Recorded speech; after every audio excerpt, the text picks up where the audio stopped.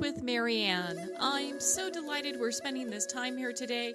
We have such an inspirational show coming right up. Our first guest is Dr. Andrew Budson, and he's here today to talk to us about his book, 7 Steps to Managing Your Memory. Now, Dr. Andrew is Chief of Cognitive and Behavioral Neurology, Associate Chief of Staff for Education, and Director of the Center for Translational Cognitive Neuroscience at the Veteran Affairs in Boston. Dr. Andrew is also the Associate Director for Research at the Boston University Alzheimer's Disease Center, Professor of Neurology at Boston University School of Medicine, and Lecturer in Neurology at Harvard Medical School. Dr. Andrew's current research uses the techniques of experimental psychology and cognitive neuroscience to understand memory in patients with Alzheimer's.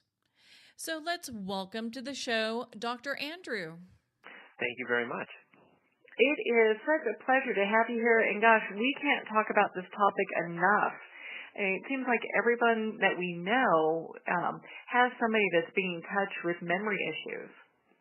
Yeah, it really is an extremely common problem. I mean, both if it's at the stage where someone has dementia, but even more commonly, just as people are getting older, everybody has concerns about their memories. Mm-hmm. Well, and so, I don't want to get the cart before the horse here. What started you on this path to being interested in this topic? Yeah, well, I'll tell you, we wrote this book really for 2 different reasons. The first is that we have seen so many people in our clinic who waited a long time to come in and get their memories checked out. And by the time that we have seen them, they really were already in a stage where they had full-blown dementia. And so the primary reason we wanted to write the book was to really get the word out there that if you or someone that you care about is having problems with their memory, don't wait, don't put it off. Come in and do something about it. And the second reason that we wrote the book is even for the patients that we care for in the clinic, there simply isn't enough time in the average doctor's visit to be able to tell people all the different things that we want to do to explain why we believe the problem is with this diagnosis and not that, all the different things they should do, the roles of diet and exercise, etc. So those are the things that sort of started us down this path. Well, I think a lot of people, when it comes to memory loss, especially because of all the things that it could mean, people get very afraid. And maybe that's why they don't, they kind of wait until the last minute when it's almost too late. They don't think that there's something that can be done. Absolutely. It is, Alzheimer's disease is today, I think, what cancer was, maybe 20 years ago. It's the thing that everyone, worries about, people don't want to talk about. But the fact of the matter is that we really know a lot more about Alzheimer's disease now than we used to. We are so much better at being able to correctly diagnose it, to differentiate it from normal aging, and most importantly, to do something about it. And that's really what I want all your listeners to take away, is that if you are worried about your memory, don't put it off, be proactive, get it checked out, because there's things that people can do about it. That is really encouraging, because I think a lot, like I was just saying, like most people are like, gosh, there's nothing that can be done. So if we're talking about memory, what is normal memory? Yeah, so one of the most important things is to distinguish, what are the changes that can occur with normal aging, and how are those different from abnormal memory, from things that could be the signs of Alzheimer's disease. And the way I think about this, I think about the memory system like a filing system. And so one part of our brain in the front, right behind the forehead, called the frontal lobes, I think of them like the file clerk of the memory system.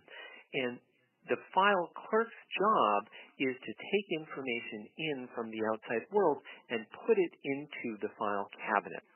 Now, in normal aging, the frontal lobes, that file clerk, does not work quite as well as he used to. And so what that means is that information might need to be repeated a couple of times in order for it to get into the memory stores. It also might take a little bit of time to get information out of the memory stores, and we also might need a hint or a cue in order to pull that information out. But if the information got in there in the first place with normal aging, we should be able to retrieve that memory.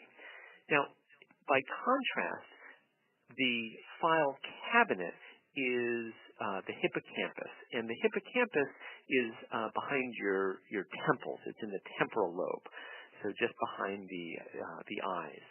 And the hippocampus is a structure that is affected even in very early Alzheimer's disease, and it gets damaged. And so the analogy I think about is, imagine a file cabinet where you pull open the drawer and there's a big hole in that file drawer. So one can have the most efficient file clerk in the world putting the information in there, but it's rapidly disappearing down this hole. And because of that, even in early Alzheimer's disease, people often have what we call rapid forgetting, where the information is given to them, but they cannot hold on to it, and because of that, they'll end up repeating themselves. They'll ask the same questions again and again, or tell the same information again and again, because they don't remember the answers, or they don't remember that they've said that before. So that's just a little bit about some of the differences with normal memory and some of the differences with early Alzheimer's. So when we talk about people that are experiencing kind of memory issues, is that the main component, or are there some other factors that we should look for?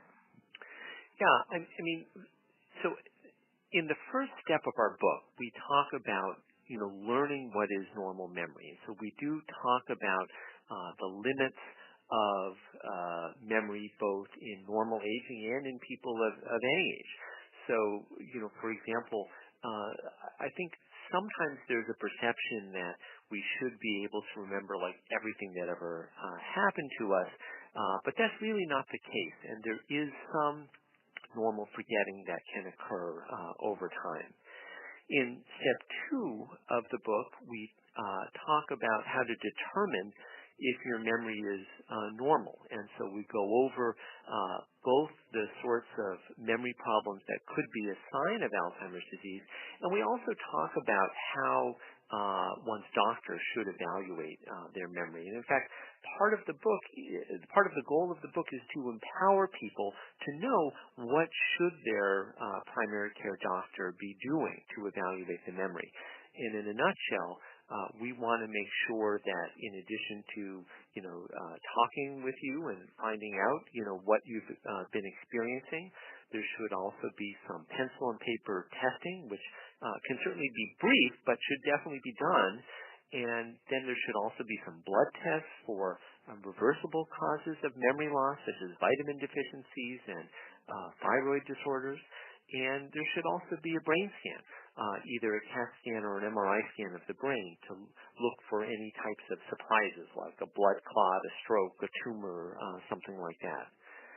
We then talk about in step 3 how to understand your memory loss, and there we get into detail of the different types of memory loss, what medication side effects may cause memory loss, even over-the-counter medications. We talk about what some of these terms mean that people throw around, like dementia and mild cognitive impairment, and, what's Alzheimer's, how is that different from dementia. We also talk about other types of dementia, like vascular dementia, dementia with Lewy bodies, things like that.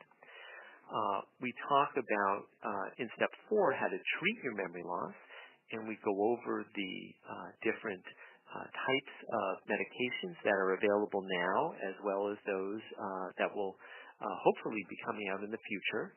We also talk about in that section about the anxiety and depression, as we were mentioning earlier, that are so common when one has memory problems. In step 5, we talk about how to modify your lifestyle with diet and exercise. And in step 6, we talk about how to strengthen your memory, about whether things like crossword puzzles and computerized brain training games actually help. We talk about some strategies and memory aids that can be helpful. And then finally, in step 7, we talk about how to plan your future. And if one is having some memory problems, how can one still successfully do things like working, investing, driving? We talk about the importance of getting support from family and friends, and how one can give back by participating in research or doing volunteering. So that's a little bit of a nutshell of the 7 steps that we outline in the book. Well, and you touched on a few of the topics that I want to kind of dive into a little bit more. Great. So you talk about like diet, and I think a lot of times when people think of diet, they don't really think that that could be something that would affect their memory. Yeah, it has been recognized in the last couple of years that there actually is one type of diet that has shown benefit for overall health of the body as well as specifically health of the brain, and that is the Mediterranean diet. And so the Mediterranean diet includes fish, olive oil, avocados, fruits, vegetables, nuts, beans, and whole grains. And there has just been a article that came out with an endorsement of both the American Heart Association and the American Stroke Association, showing that effects of the Mediterranean diet is just really important on overall brain health and overall heart health. And that translates into improved memory and less memory decline as well. Well, and I know you also in your book talk about a couple different vitamins that, like I think it was vitamin D and another one as well. Yes, absolutely right. So vitamin D is a vitamin that we all normally make when our skin is exposed to sunlight. But those who are not living in sunny parts of the country, or even if one is and you're appropriately using sunscreen, your body may not be able to make vitamin D. And there has been a association between low levels of vitamin D and an increased incidence of dementia. So it's very important to make sure that one's vitamin D levels are normal, and vitamin D deficiency is very, very common. Another vitamin that's very important is vitamin B12.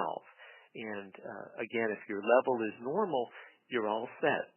But what happens in many people as they get older is that they lose the ability to absorb B12, or at least absorb it well from their stomach.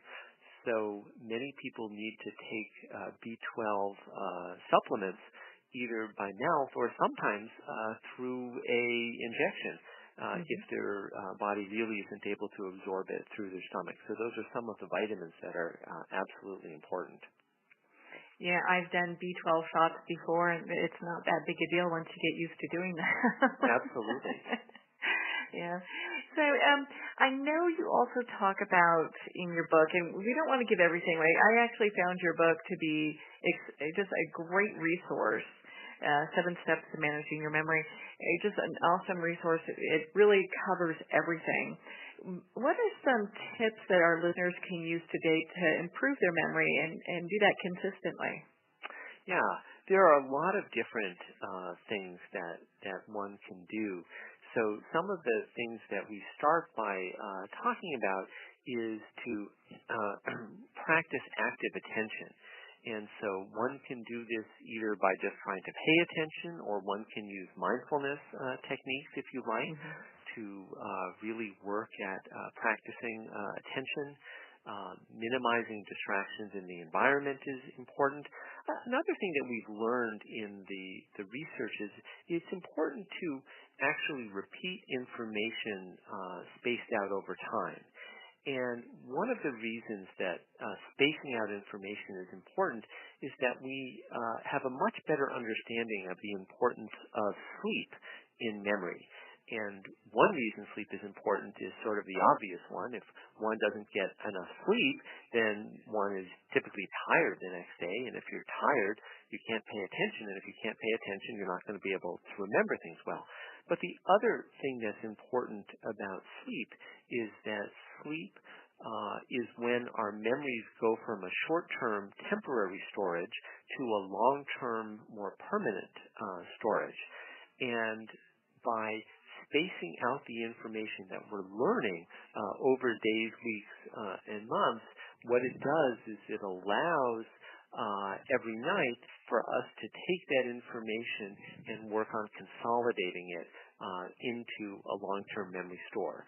And that's one of the reasons that for college students, for example, that are learning material over the course of a semester, it's better to learn the material a little bit each day and consolidate that each night than to cram it all 1 or 2 days before the test, because we simply cannot consolidate that information of a whole semester over just a couple of days. So those are some of the strategies, and there are just so many more. One can make a visual image. We almost all remember things better if they are pictures versus if they're just verbal information. And we can make our own pictures by creating images. There's just so many different ones that we can use. Yeah, I understand that completely. I learn better if I see imagery. If someone shows me something once, I've got it. So I guess it depends on how someone learns, or does that matter? Yeah, so people definitely have learning preferences, which have been studied. But when it comes to taking those learning preferences and seeing, well, how do people actually end up remembering better, it turns out everyone remembers better if they see pictures. So even those people that have a preference for verbal information, if you pair that verbal information with a picture, they're going to remember it much better than if they had the verbal information alone. That's good to know. So let's say we have somebody and they are going through some memory difficulties. What are some life changes that they might want to consider? Yeah. So we talked about the diet already. The other thing that I would absolutely recommend is that they exercise. And there have been studies to show that even people who have been sedentary all their lives can benefit from starting an exercise program. I do want to mention to your listeners that you should always check with your doctor before you start a new exercise program or dramatically ramp up the exercise that you're currently doing. But having said that, there is safe exercise that everyone can do. And not only does exercise help things like balance and flexibility that can prevent falls, it can help sleep and mood.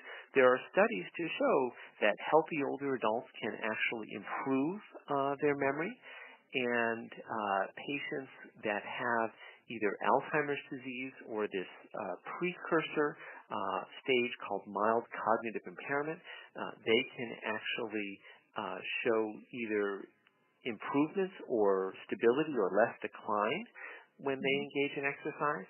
And one of the big breakthroughs that's happened over the last couple of years is we now know the biggest reason why that's the case.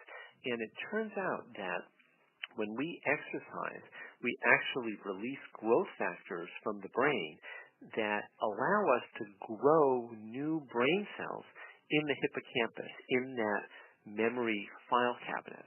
So we can actually increase the storage capacity of our memories by exercise.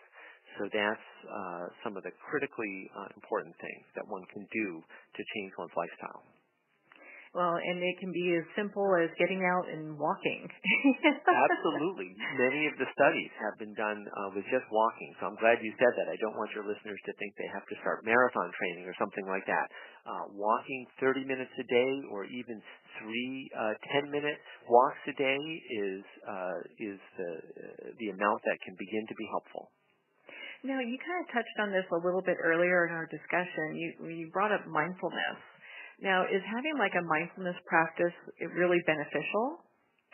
Yeah, I think mindfulness can be beneficial in many different ways. So to be able to really focus in and pay attention, which is something that mindfulness training enhances, can absolutely help one remember things, because how well we're going to remember something really depends on how much we're paying attention to it in the first place. So, for example, if one's going to try to remember someone's name, if we're really focusing on exactly what the person is saying when they're telling us their name, perhaps we're also thinking about how that name has a personal connection to us. Maybe we're trying to visualize something about the name, maybe even trying to connect a feature of their face with that name in some way. All those things can be helpful. Mindfulness can also be helpful because one thing that happens when we begin to have trouble with our memory, whether it's remembering someone's name or another information that we're trying to recall, is we can get nervous. And if we get nervous and tense, then it becomes even harder to retrieve the information. And by using mindfulness techniques, if you practice with them, to be able to just take a few deep breaths and relax and not sort of work so hard to try to remember the information, often the information will pop into mind. So there's a couple different reasons as to why mindfulness can be helpful. Well, and I know in your book you talk about attitude as well. Absolutely. And I'd love for you to expand on that. Yeah.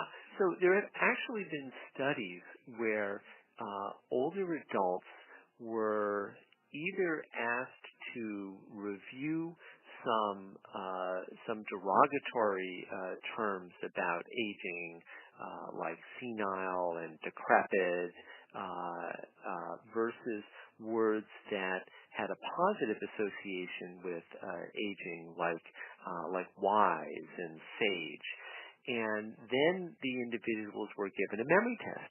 And believe it or not, after the older adults studied the positive words associated with aging, they actually performed better on their memory tests. And so extrapolating from that, along with other research that shows the importance of social interaction, we are huge proponents of all of our older adults in engaging in activities that really help them to engender a positive mental attitude, particularly when they're coupled with social activities.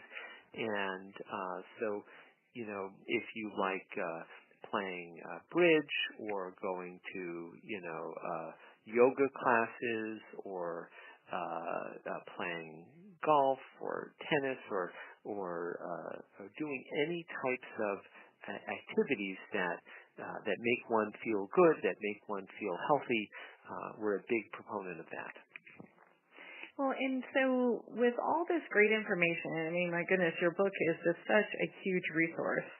What are some other ways that we haven't discussed that people can plan their future? Yeah.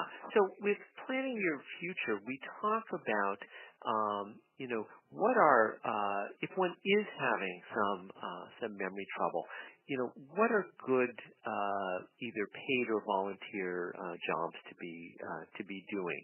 And there are some things that if someone is going to be doing a job where the memory is critically important, we say, well, maybe that's not the best job to be doing, but there are plenty of other jobs that one can be doing.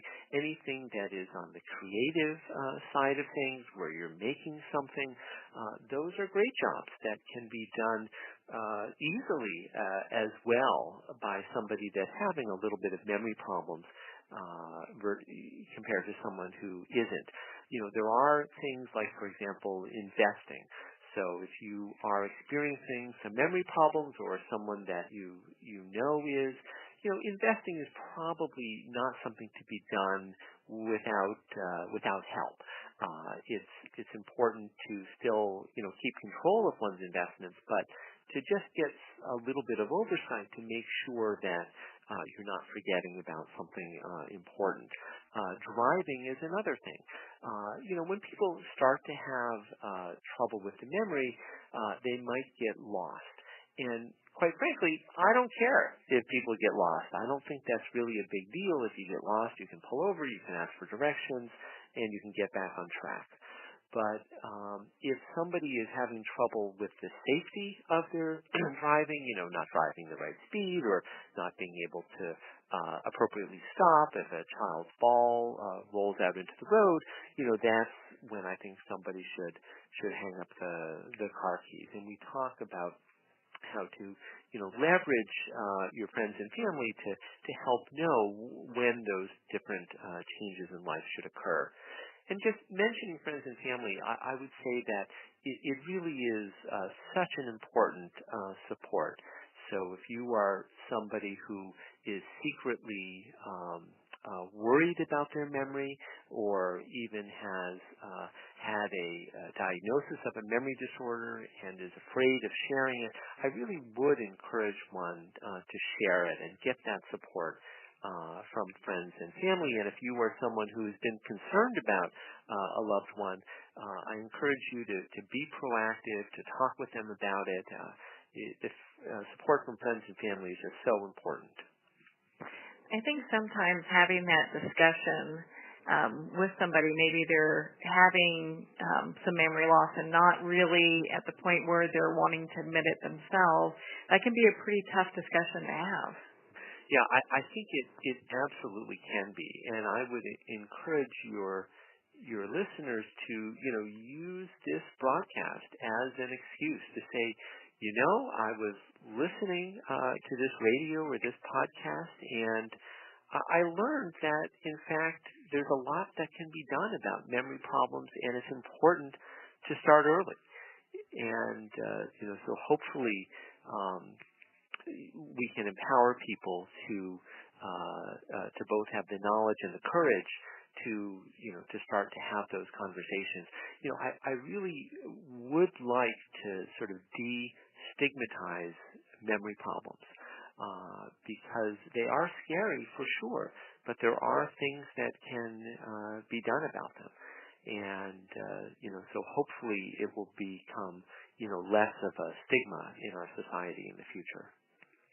Well, your book helps with that, 7 Steps to Managing Your Memory. And, our listeners can also go pick up their own copy of your book and, read it and then use that as a talking point as well to get the discussion going around memory loss if they have somebody that they're concerned about.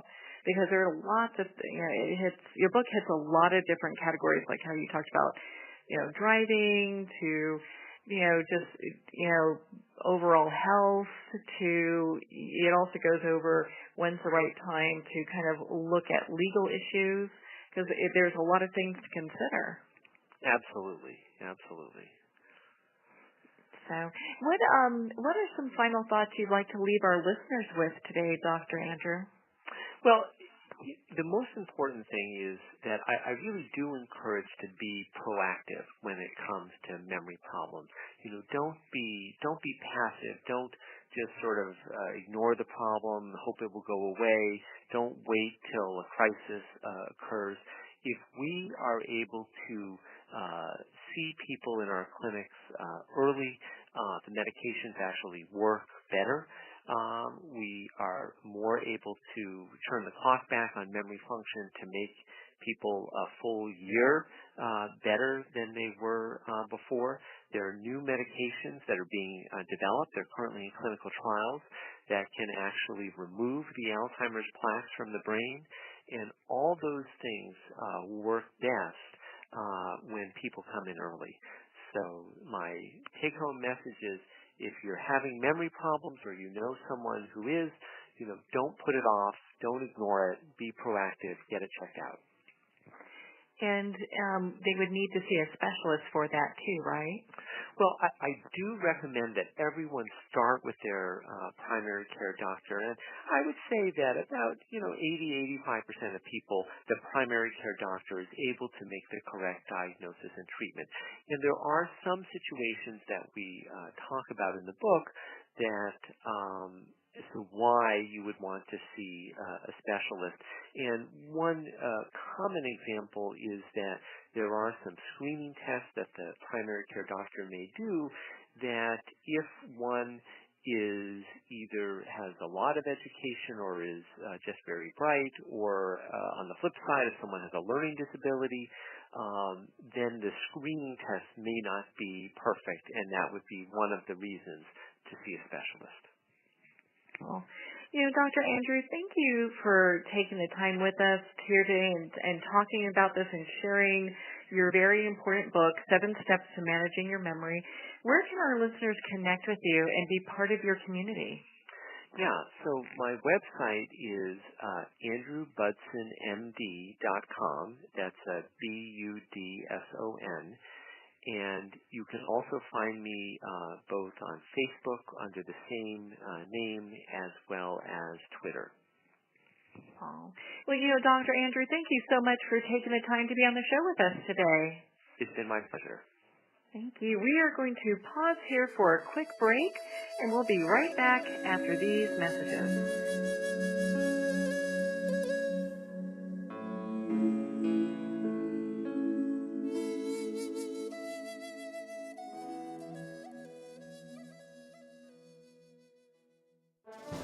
Internationally recognized and award-winning author Judy Goodman works and teaches outside the box of limited thinking. Working with people from every walk of life, her goal is to empower you to be the best you can be, no matter what the challenge is. Born with the gift of seeing beyond our normal vision, she has an extraordinary gift of working with every challenge. Teaching beyond conventional wisdom, her work is described as life-changing. Visit judygoodman.com. That's judygoodman.com.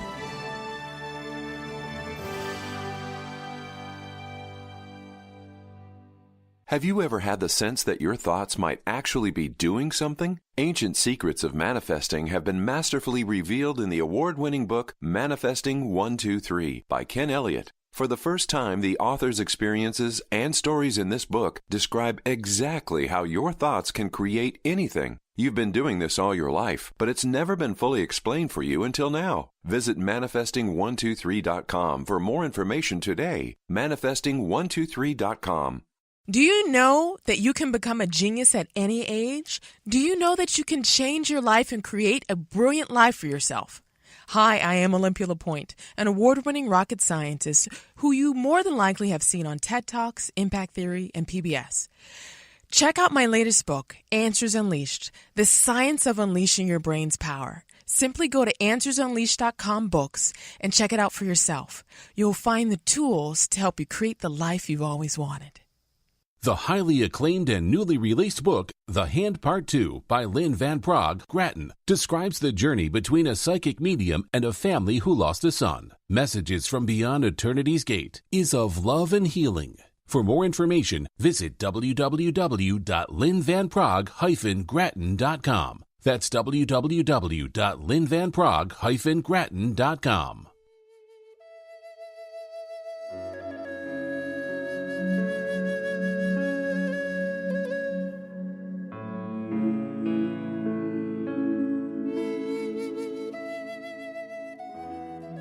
Welcome back to Moments with Marianne. I am so excited to be introducing our next guest, Dr. William Pullen, and he's here today to talk to us about his new book, Running with Mindfulness.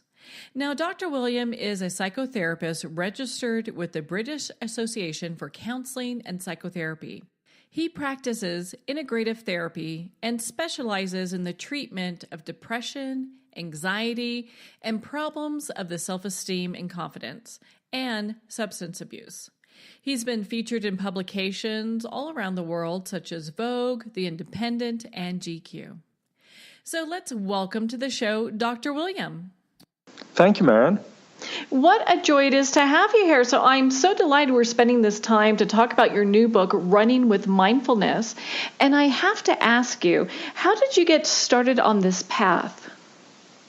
Oh, well, that's an easy answer. I think, I'm a psychotherapist by trade. Mm-hmm. That's what informs the book, of course. And like many therapists, I come from a slightly different or a background with a little bit of struggle in it, which took me into therapy. And then, of course, from there, I was inspired to become a therapist. And that's a pretty average journey over here. I don't know about over there in the States.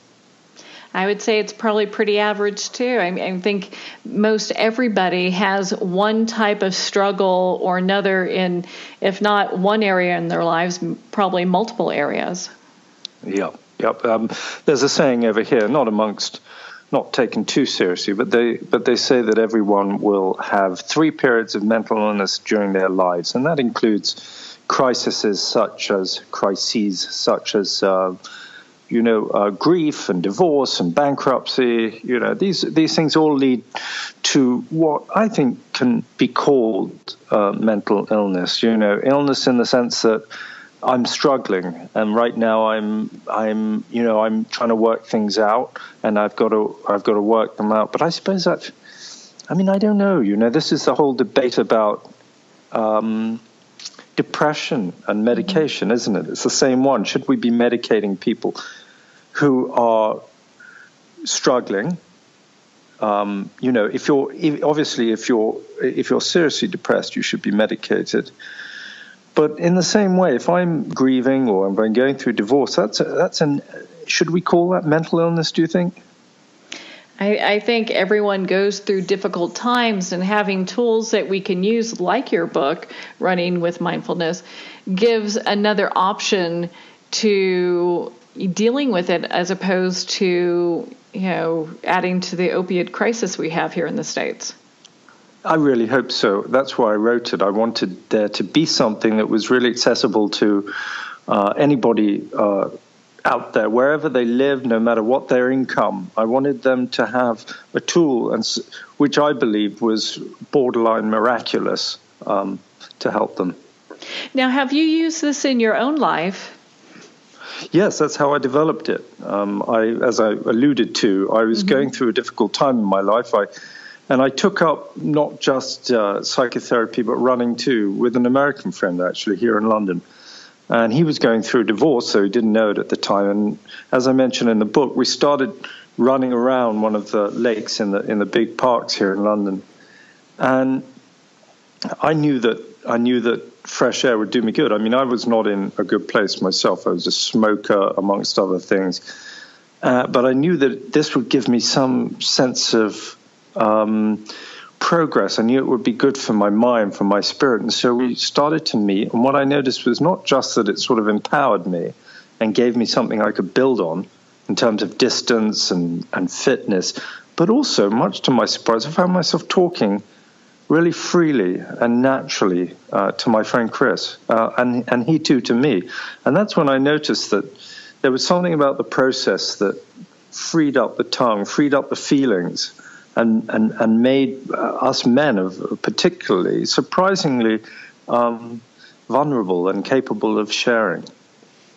Well, and I know that you're the first one to coin the term dynamic running therapy. And for our audience that's a little new to this, can you explain a little bit more about that for us?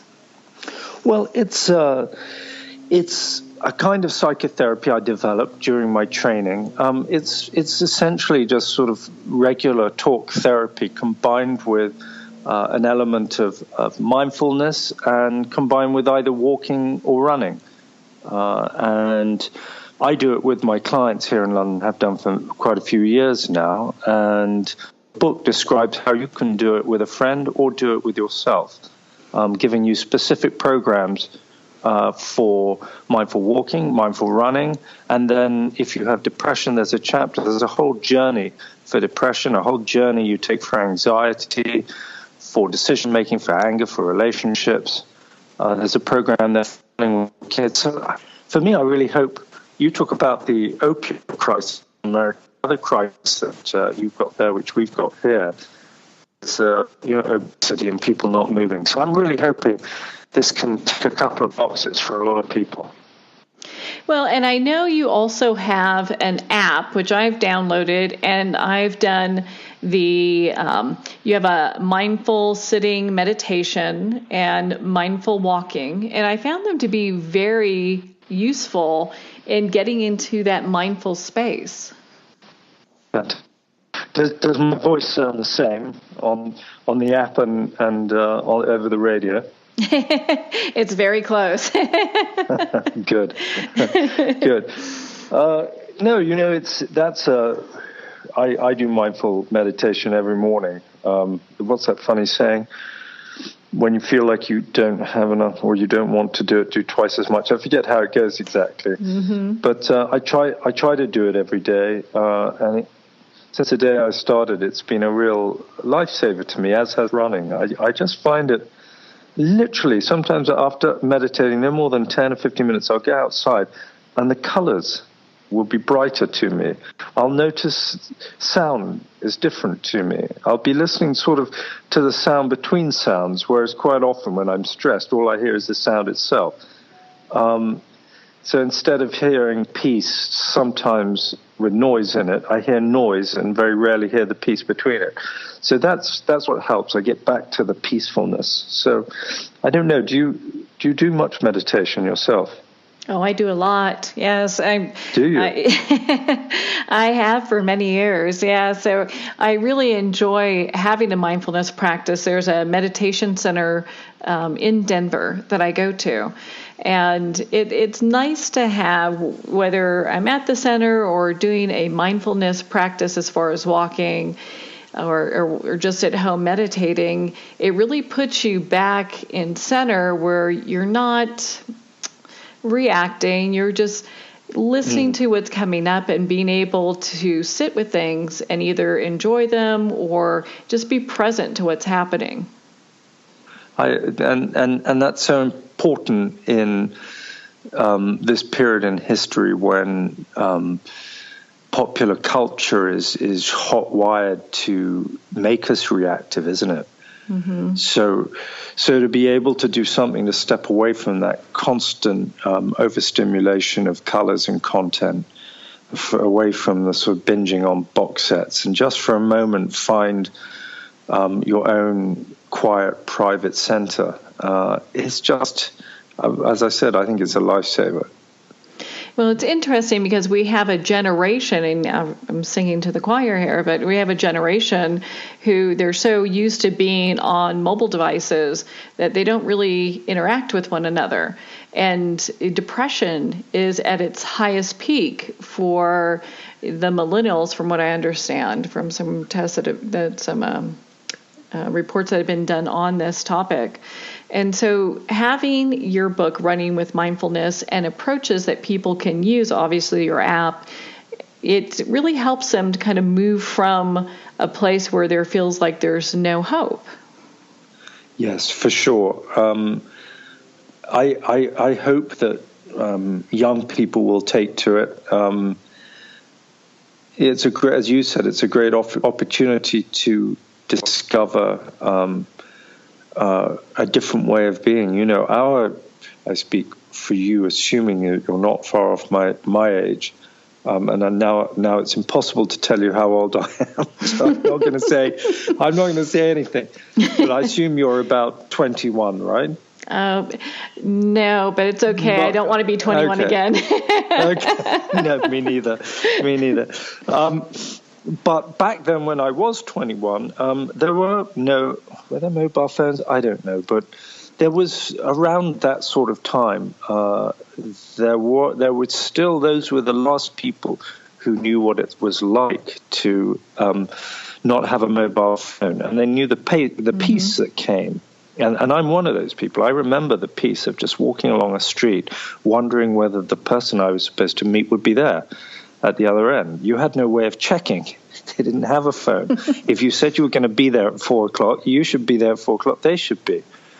And one didn't worry very much. I don't know why one didn't worry. I suppose you just assumed people would make it, and they did. But that kind of just strolling with nothing to do and wondering whether people will be there and what to do next without, it's all very different now. Constantly making yourself useful, updating your social media, jumping between platforms. It's really not good for mental health, unfortunately. It's a lot of fun while you're doing it, and then the minute you put the phone down, the rest of the world doesn't feel right. We definitely grew up in a different generation because I was outside all the time, and so it didn't matter what other people were doing. Either we were going to meet up and go do something, or I was out doing something on my own. So it's interesting when we have this generation that really can't relate to being in nature and spending time there.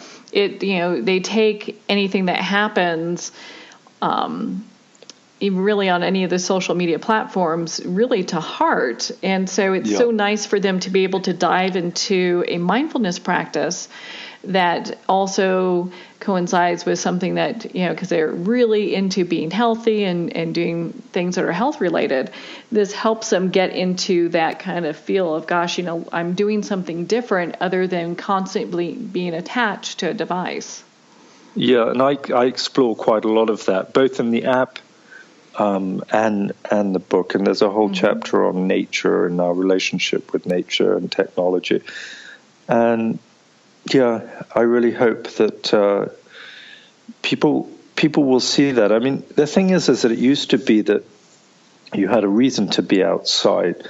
Your parents or grandparents would encourage you outside, and they would say, well, look, why don't you go and do that, this or that? And increasingly, the younger people come from a generation, their parents are young too, and even they didn't spend enough time outside, so they don't know what to send them out to do. Nobody knows what to do out there anymore. When you say that you spend a lot of time outside, what did you do, and how did you find yourself? How was it that you found yourself outside so much?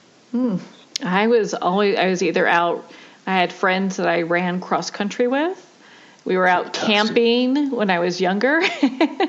So if we weren't running in cross country or running away from bears, so, it was just being out in the wilderness, and it could be it wasn't really related to shopping or being out in that way. It was more physical activity.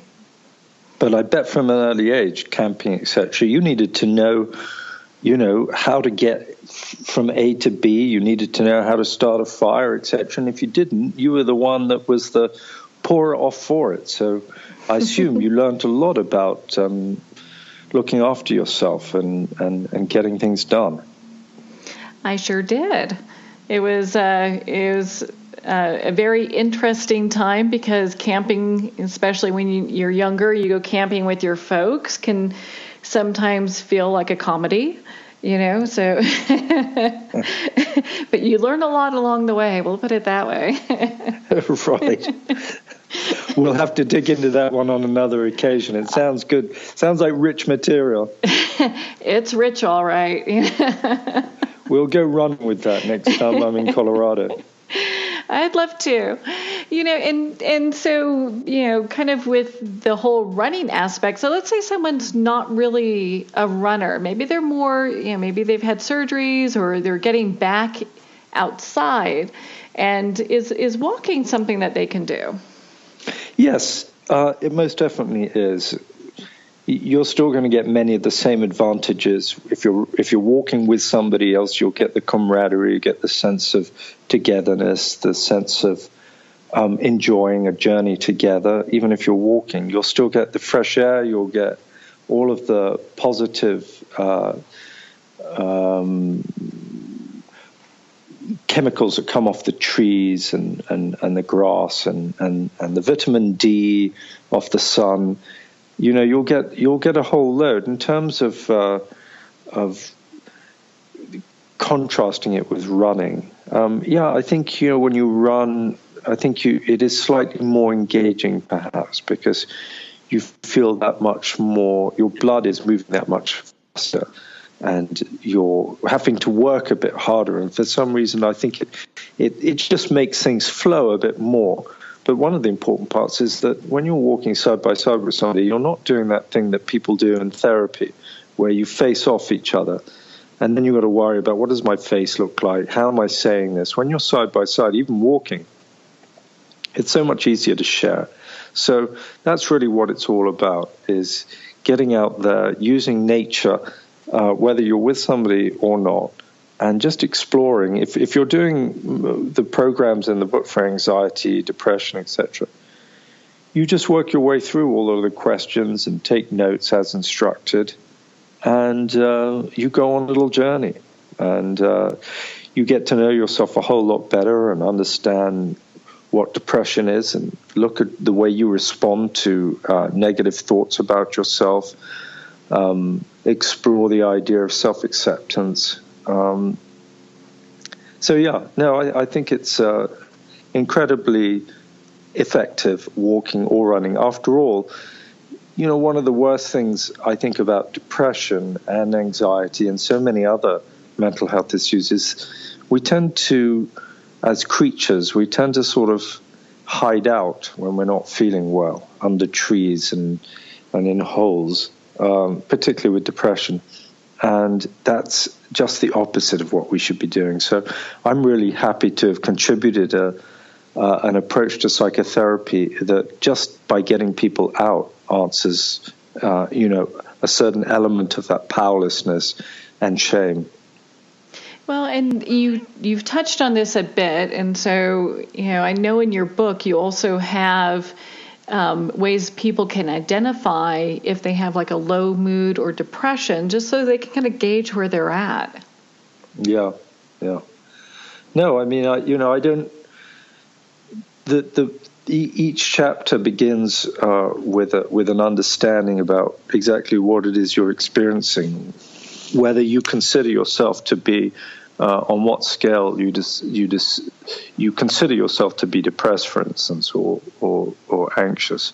Because if somebody is clinically depressed, mm-hmm. And they're not getting any other support, the book may not be for them. I don't know. I think clinically depressed people really benefit from medication. So I might say to them, which is why I say if you consider yourself clinically depressed, go and speak to a doctor before you begin DRT, and ask the doctor whether he thinks it's a good idea for you. If you've got low mood or regular recurring depression, but it's not too intense, then I would say DRT would be excellent for you. In fact, just a continuous running practice would be fantastic for you. Nothing will fix your mental health, I believe, better than running. But there are other sports that will do it too. Swimming's great for mental health as well, so is cycling. But I still say running's the best. Well, and let's say they're listening to this show and they're going, okay, well, if I start doing this, I'm not quite sure how it's going to improve my mood. What are some of the benefits that they immediately get from being out and doing DRT? Oh, my God. Well, do you mean the physical ones or the mental ones? Well, I think we can cover both. Yes, I think we can. I mean, you can't really distinguish between the two, but everything, what I find and the people that I talk to describe is as a strange sense that you can, before a run, you can feel overwhelmed, perplexed, disorganized, troubled by something, unsure whether to begin, where the beginning is of it, so you can begin to unravel it. And it feels messy, and then you go for a run, and for some reason, I do not know why, but at some point, and this might be with a good speeded walk as well, as best you can do, at the end of it, somehow, even without really applying yourself to any kind of problem solving, it's as though it rearranges itself in your head a little bit. And suddenly there's a greater sense of clarity about what you should do, or about what's happening, or about where it's coming from. So I think in that respect, running is a great creative act, helping you to understand what's going on in your life and what you should do. Of course, getting out and getting fresh air is great for your blood pressure, it's great for all sorts of things physically. It lowers your stress levels. And all of those are going to be of benefit if you are struggling. And then a piece I really like is, so often we can feel, we turn in on ourselves, right? We get overwhelmed, and we can end up sort of neglecting ourselves. Just say, oh, I won't deal with that today, I won't deal with that today, or whatever it may be. But this gives you an opportunity to go out, and without really having to sort of address things too much, in the sense that, oh God, I've got to come up with a solution for this. It allows you to go out and be with it and feel somehow as though you have done something towards it. So it gives you an ability to enact the kind of change and growth that you want without having to involve yourself completely in some sort of intellectual understanding of it. You can draw your body in and allow your body to lead the way, and then your heart and soul and spirit follows and catches up. Does that make any sense? I think that was so beautifully put, and it kind of brings me to my next question. We touched on this a little bit at the beginning of our conversation, is, how there's just not enough children that are getting outside and being outside. Is this something that parents can do with their children? Yeah, it is. God, I wish we could get the children out more. I see it in my own nieces and nephews. It really worries me, and I know it worries everybody. And in the book, there's something called empathy runs. And those are a technique for triggering empathy in children, which increasingly appears as though it's not being engendered or triggered, or whatever is the appropriate description for it. And then I also include in there just very general running programs between parents and kids. And that's my favorite thing, is seeing parents running with kids, which I see more and more of. And the kids look so happy, and the whole family looks happy. It's like, I don't know, it just looks like the healthiest, happiest thing you could possibly do. It's got adventure and bonding and family, and it's got it all. And the book gives you ideas for how to get them going, because they may, I want to stay on the computer, I don't want to do this. So it gives you ideas how to make it fun, and it gives you a bunch of subjects which you can explore, and questions you can ask your child about their life, about school life, about friends' life, which, again, it's much less threatening to talk to your parents when you're running and you're not looking at each other than it is if you sit down, little Bobby, and say, are you getting bullied, or whatever it may be. They're quite often reluctant to talk about it, and it'll slip out more easily, or be more available if they're running with you. Well, I think it'd be somewhat of a game too, because they could probably run a little faster. Oh yeah. At least for a short period of time. So. Yeah, no, for sure. But, I mean, how much are you running yourself? On and off, yes. Okay. And what's your experience in terms of mood change, going back to that point, which I think is so important? Oh, I find it to be very refreshing to be outside, and so either if it's walking my dog or going for a run, it just puts you in a different space. Especially if you're in areas where you have, it's kind of a little bit suburbia. It's not necessarily all in the city. At least for me, I appreciate being in areas that are a little bit more open to nature. Yeah. Yeah, it seems to, it's interesting. I can see, and your app is such a great resource, but it really does kind of put things in perspective when you're out running. It's not, you may have a issue with a person or client or whatever the deal is. And when you go for a run, it kind of allows you that time to really put things in perspective.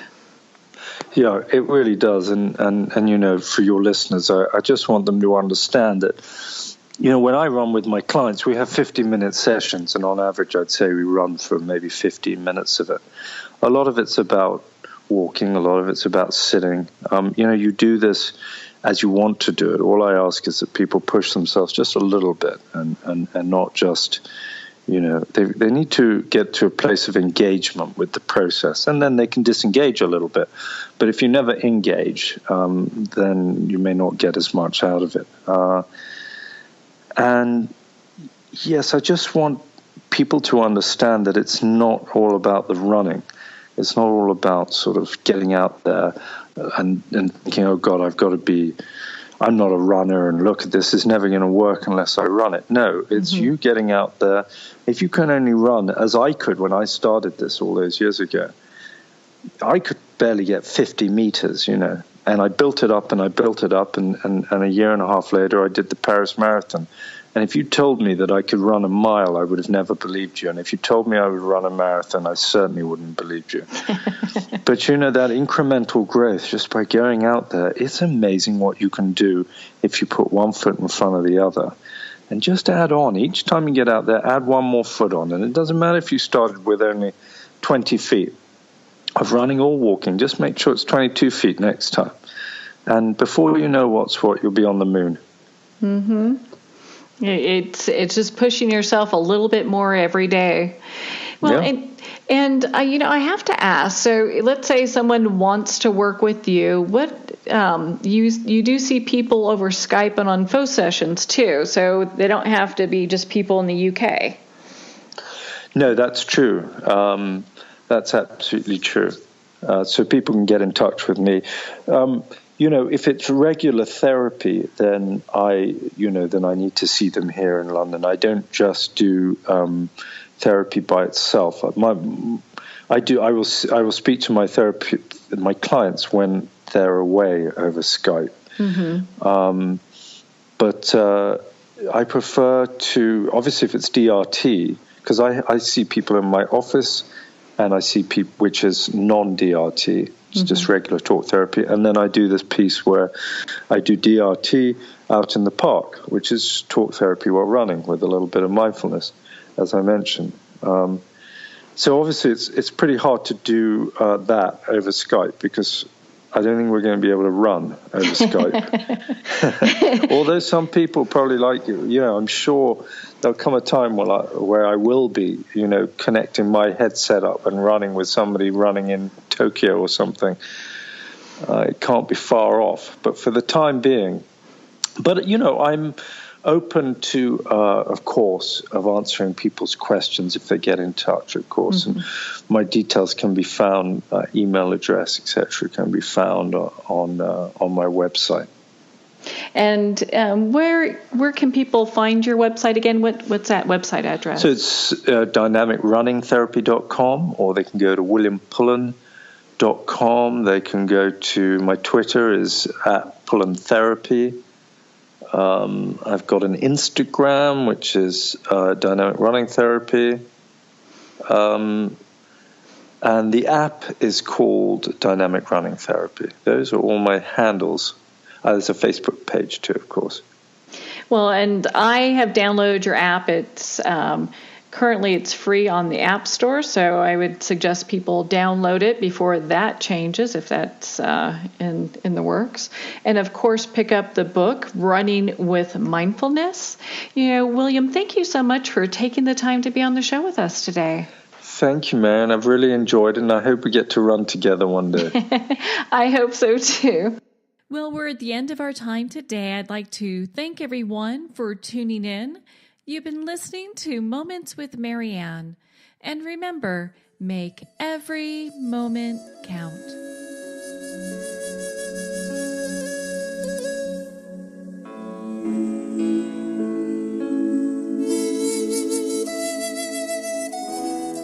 In a single moment, your life can change. Moments with Marianne is a transformative hour that covers an endless array of topics with the best of the best. Her guests are leaders in their fields, ranging from inspirational authors, top industry leaders, and business and spiritual entrepreneurs. Each guest is gifted and a true visionary. A recognized leader in her own work, and while teaching others to develop, refocus, and grow, Marianne will bring the best guest and sometimes a special surprise. Don't miss this. You never know just which moment will change your life forever. Moments with Marianne airs every Thursday, Friday, and Sunday at 8 p.m. Eastern, 6 p.m. Mountain Time. Make sure to tune in and visit momentswithmarianne.com for more information.